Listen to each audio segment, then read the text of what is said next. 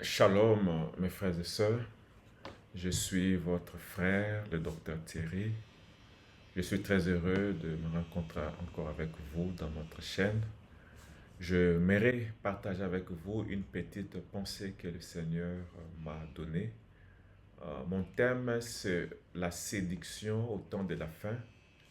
Les raisons qui facilitent la séduction au temps de la fin.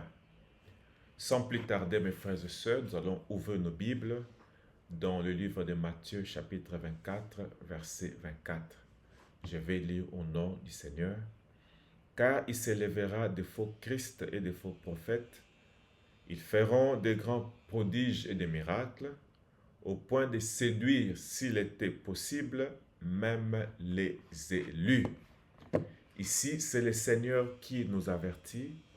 C'est une prophétie du Seigneur qu'au temps de la fin, il va s'élever de faux Christ et de faux prophètes. Le mot Christ signifie oint. Christ signifie oint. En d'autres termes, le Seigneur voulait dire qu'au temps de la fin, il y aura des faux oints. Il y aura des gens qui seront oints, mais ils seront des faux. Ils auront l'onction, mais ils seront des faux. Au temps de la fin, et il dit encore, il va aussi s'élever des faux prophètes. Un prophète, c'est celui qui parle de la part de Dieu. Un prophète, c'est un prédicateur de la parole. La Bible nous dit qu'il y aura des faux prédicateurs, des faux. Il y aura des gens qui vont prêcher des faussetés au point où ils vont séduire les gens. Ils vont séduire même les élus s'il était possible. Alors, j'aimerais un peu partager avec vous quelles seront les raisons qui vont favoriser, qui feront en sorte que les gens soient séduits. Mes frères et sœurs, la première raison, l'impatience. Les gens ne sont pas patients. Les gens ne veulent plus s'attendre au Seigneur. Les gens n'aiment plus persévérer en Dieu. Les gens n'aiment plus persévérer dans les choses de Dieu. Ils cherchent des solutions faciles. Ils cherchent des solutions miracles. C'est ce qui fera en sorte que dans cette quête de solutions miracles, dans cette quête de facilité, les gens vont tomber entre les mains des brigands. Les gens vont tomber entre les mains des faux prophètes au temps de la fin. Parce que les gens ne veulent plus rester calmes. Les gens ne veulent plus patienter.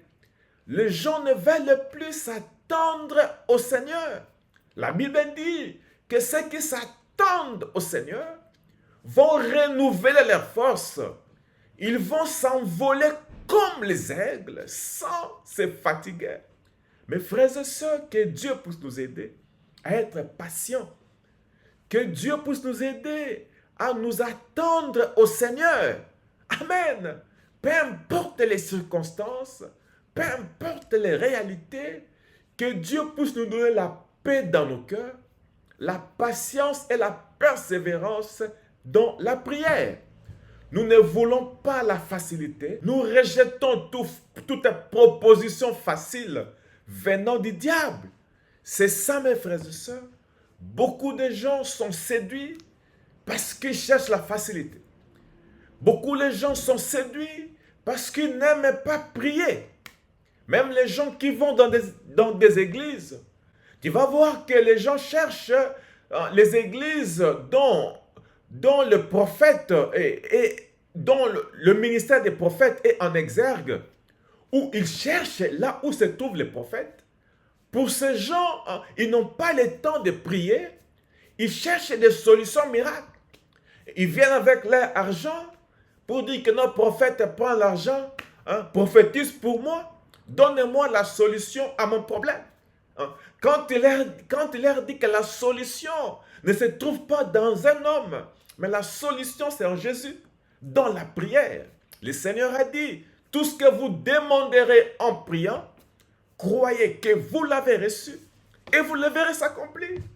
Mais nous voulons la facilité, nous voulons du fétichisme, nous voulons la magie. Hein? Nous voulons que quelqu'un puisse être là, puisse par exemple multiplier notre argent, hein, puisse créer des choses miracles pour nous, des choses instantanées. Mes frères et sœurs, je crois que Dieu peut nous répondre instantanément. Je le crois. Mais nos cœurs doivent être en paix. Nos cœurs doivent être dans la joie. Nous ne devons pas, nous devons rejeter cet esprit qui nous pousse à nous hâter, cet esprit d'impatience. Mes frères et sœurs, un cœur impatient, c'est un cœur qui est tourmenté par des démons, car l'impatience va te tourmenter. Amen. L'impatience dans la vie va faire en sorte que tu puisses être accablé par des soucis, que tu puisses être accablé par des comparaisons. Tu vas commencer à te comparer avec les autres. Tu vas commencer à te comparer avec tes amis. Et toutes ces choses vont apporter les soucis, la dépression dans ta vie. Amen. Que le Seigneur puisse nous aider à nous attendre à lui, à nous confier totalement dans sa parole, à nous confier totalement dans la présence de Dieu, à croire que le Seigneur nous visitera, le Seigneur va nous assister en son temps. Amen. Nous ne voulons pas le temps des hommes, mais nous voulons le temps de Dieu. Notre Dieu ne vient jamais en retard, il ne vient jamais en avant, mais il vient à son propre temps. Il vient au temps marqué, il vient au temps approprié. Que le Seigneur soit béni. C'est ça, mes frères et sœurs, la première raison qui fera en sorte que les gens soient séduits au temps de la fin. L'impatience. Amen.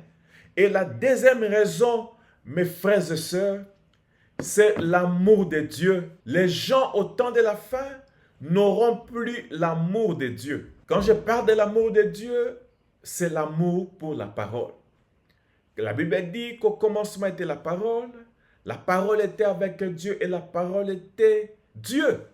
Donc, aimer Dieu, c'est aimer la parole. Quelqu'un qui aime la parole prendra tout son plaisir à suivre la prédication, prendra tout son plaisir à étudier la Bible. Amen. Un chrétien qui n'étudie pas la Bible, un chrétien qui n'étudie pas la parole de Dieu, ce chrétien va être séduit. Amen.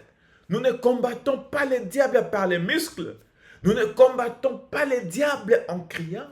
Mais nous combattons les diables par la parole de Dieu, qui est l'épée de l'esprit. Souvenez-vous que notre Seigneur Jésus a vaincu les diables. Dans Matthieu chapitre 4, verset 4, en utilisant la parole. À chaque fois, il répondait au diable, il est écrit. Amen. Et au temps de la fin, comme l'apôtre Paul l'a prophétisé, que les gens vont se détourner de la vérité. Les gens vont détourner leurs oreilles de la vérité. Ils vont se donner une foule de faux prédicateurs, une foule de faux prophètes. Ils vont aimer les histoires. Ils vont aimer les pasteurs qui leur racontent les histoires. Ils auront la démangeaison d'écouter les choses agréables à leurs oreilles. Amen.